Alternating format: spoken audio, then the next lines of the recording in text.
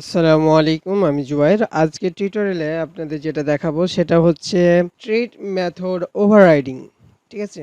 তো ওটার জন্য আমরা কি করতে পারি, এই ট্রিটটাকে আমরা কন্ট্রোল চাপ দেওয়ার পর এভাবে টান দিয়ে ছাড়লে পরে কি হয়ে যাবে, কপি হয়ে যাবে। আমরা কপি করলাম, কপি করার পর আমরা এটার নাম্বারিং দিতে পারি।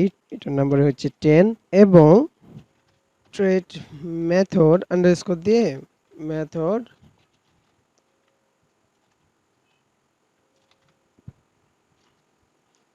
এটা দিয়ে দিলাম।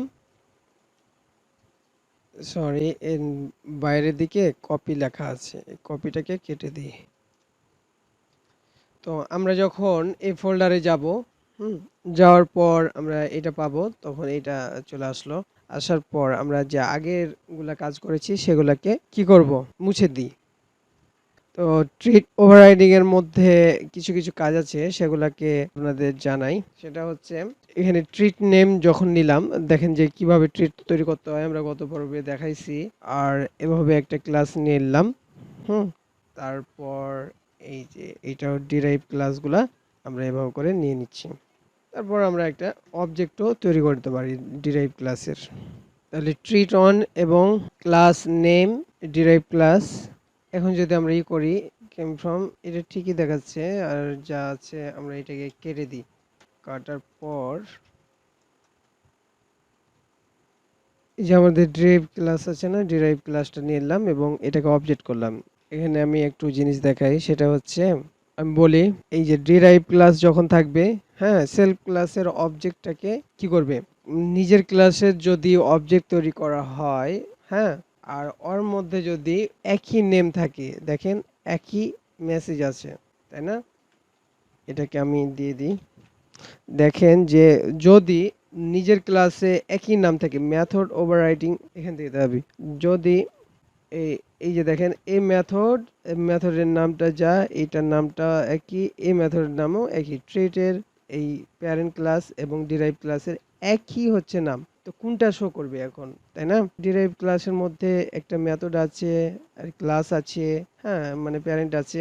তাহলে তো সবগুলাই তো পাওয়ার কথা, তাই না? কিন্তু কি করবে, আমরা এখানে হচ্ছে যে ক্লাসের আমরা কি করব, অবজেক্ট তৈরি করব, সেই ক্লাসের মধ্যে যদি এই ফাংশনটা থাকে, তাহলে কি করবে, একই নাম থাকা সত্ত্বেও কি করবে, সেই এই যে নিজের ক্লাসের ফাংশনটাকে, মেথডটাকে কল করবে। তাহলে এটা নিজের ক্লাসের মেথড হচ্ছে এটা। তাহলে কি করবে, কাম ফ্রম ডিরাইভ ক্লাস। তো এখানে দেখেন এটা কাম ফ্রম ডিরাইভ ক্লাস দেখাচ্ছে।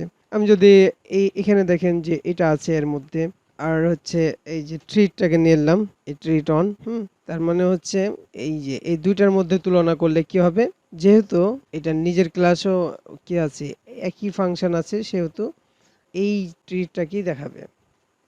এই যে ক্লাস নেম এই ট্রিটটাকেই, মানে এই ক্লাসের এই মেথডটাকেই দেখাচ্ছে, এই ক্লাসের এই মেথডটাকেই দেখাবে। ঠিক আছে, ট্রিটকে দেখাচ্ছে না। তার মানে হচ্ছে নিজ ক্লাসের মধ্যে যদি তার ফাংশনগুলো পাই, তাহলে সেটা কি দেখাবে, তারপরে অন্যগুলাকে।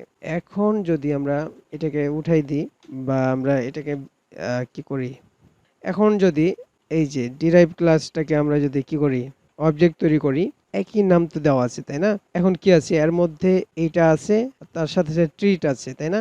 এই এর মধ্যে বলতে কি, এই ডিরাইভ ক্লাসটা প্যারেন্ট ক্লাসটাকে করেছে না, ইউজ করেছে না, তার কারণে কি হবে, এর মধ্যে যা আছে সবগুলোই পেয়ে যাবে, তাই না? তাহলে কি হবে, এই যে ট্রিট আর এই যে এটা, তাহলে কাকে প্রাধান্য দিবে, মানে এই দুইটার সাথে কম্পেয়ার করতে গেলে দেখতে পাবেন যে এই ক্লাসের মধ্যে যে ইটা পাচ্ছে, এইটাকে পাচ্ছে, তাই না?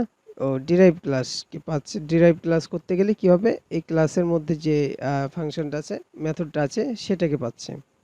হুম আর এই যে ক্লাসটার সাথে যদি যখন আমরা কম্পেয়ার করতে যাব, তখন দেখেন এটা পাচ্ছে। আর এর মধ্যে যদি আমরা কোনো না পাই, ফাংশন না পাই, তাহলে কি পাবে, এর মধ্যে ফাংশন না থাকলে এটা ট্রিট থেকে পেয়ে যাবে। আর এখানে যদি ফাংশন থাকে, আর এটার যদি অবজেক্ট করি, আমরা অবজেক্ট তৈরি করি, তাহলে ক্লাস নেম, ও এটা তো এখানে ছিল, এটাকে আমরা ধরতে পারি।